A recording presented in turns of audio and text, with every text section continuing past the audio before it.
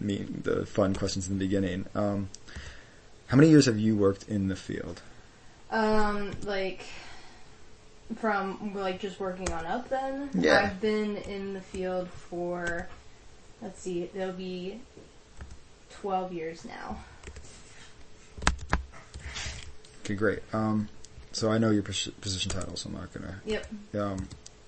So what does Peak qualify themselves We're exactly? independent nonprofit, 503c or whatever.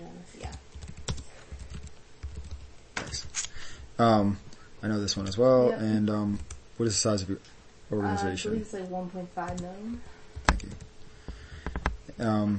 So the meat and potato questions now. Yeah. Do you or your organization define learning? And if so, how is it defined? So learning is any kind of growth and experience where it can be used to further both knowledge and social skills as well as self-awareness. So for us, our mission is to, provide environmental education and appreciation for hands-on experience in a national park. So it's basically gaining experience that they have not had before. Mm-hmm. Thank you.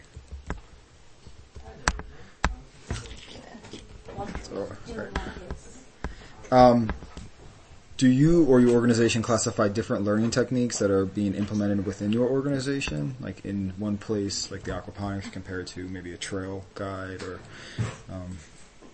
So I think it's probably loosely classified how we have different learning techniques because we do, visual, hands-on, and motor skills, interactive. We do like kind of a lot of kinetic learning with games as well as classroom-based, like audio-visual, using pelts, interactive touch.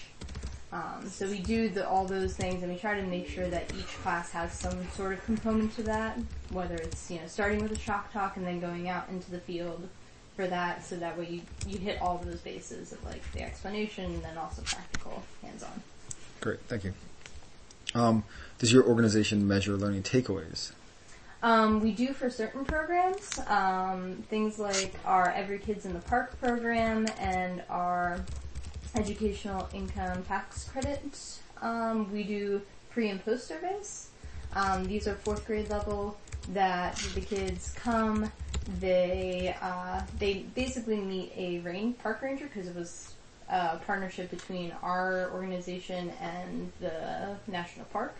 So Ranger Rainey, who is our park education coordinator, we actually do the pre-survey, asking kids about just kind of general knowledge about the park, the wildlife. No, I'm just going to hold it up just to make sure. That's fine, you can sit over there too. Yeah. So kind of asking kids about general knowledge about the park and the wildlife before they came. They would come here, do a day field trip, and then we would have a post-survey where they would have to go through the same questions and see the difference in their improvements of what they took away. So that would include going hands-on or eco-zone, which is a little bit more lecture-based, but also interactive with the fact that they get to touch, focusing on wildlife, and then going out into the field for exploration hikes, looking for signs of wildlife and writing it down. So those are some of the ways that we measure it.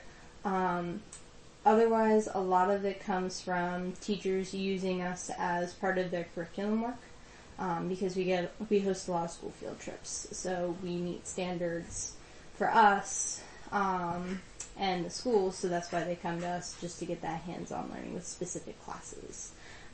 So overall, our measures is the continued growth of schools that come by word of mouth, and then also the longevity of some of our schools who have been coming for 30 or more years. Mm-hmm. I saw that. Mm-hmm. That's great. Thank you. Mm-hmm. So next one would, these are the more specific or multi-generational learning questions. Based on your experience in the field, what do you feel are the most significant benefits and the difficulty of multi-generational learning in programming and or programming design? So most significant benefits is the fact that you have different generations that can influence each other. In the past, I've worked with both, toddlers, youth, and parents during family programming. And at that point, you can have a child that will, then re-influence their parents. by absorbing knowledge and, encouraging them to... Sorry about that radio. Sorry. Encouraging them to, explore outside, or you can even have, parents as well trying to break their own barriers for the betterment of their kids. So I think that's really significant, the fact that you have a ripple effect that happens once you start bringing in multi-generational programming. Mm-hmm. Some of the biggest difficulties is also kind of a catch-22, is that you have some people just not being as willing to go outside, whereas it might hold another back. Or, you have the kids engaging, but they learn differently, or they're not as fully engaged. So it's trying to find out how you want to do something very simple that reaches the youngest group, but Mm-hmm. then also throw in tidbits of information that's practical for older generations. Thank you. Do you or organization consider multi-generational audience when developing the program? A lot of it, we could always do better, in my opinion. A lot of our programming right now is very centric on the middle school age level, because we host the vast majority from 5th grade up to about high school students. So that age range is very specific to us. We have other occasions where we do public programming, or we have family nature getaway weekends. Those kind of shift into more informal learning rather than our formal EE.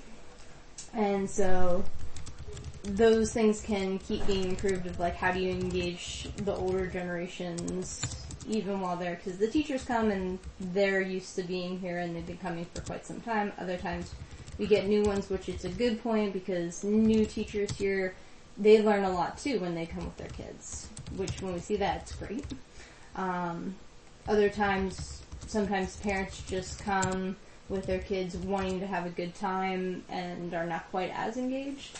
And because of the kind of fun family trip aspect of it, we kind of fall a little shorter sometimes, but I think it also depends on the instructor themselves, of how much they integrate and work on a multi-generational level.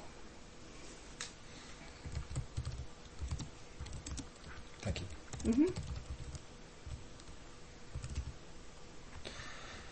Mm-hmm.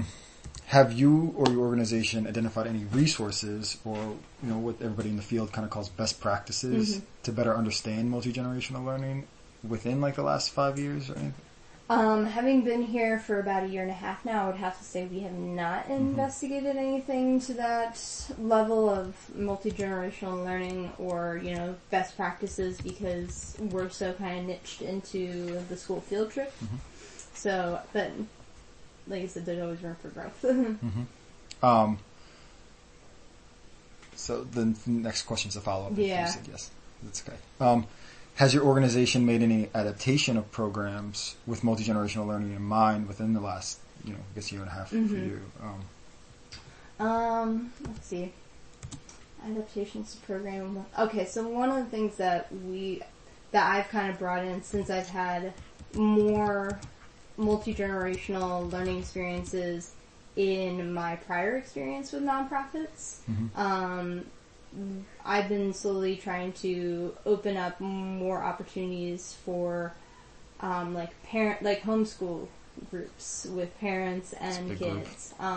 Those ones that we get hits on them on occasion, but they're kind of an untapped market for us. One of the things that I had one of my interns working on is something called questing, which is a model that has been used for many years and is the precursor to geocaching and letterboxing.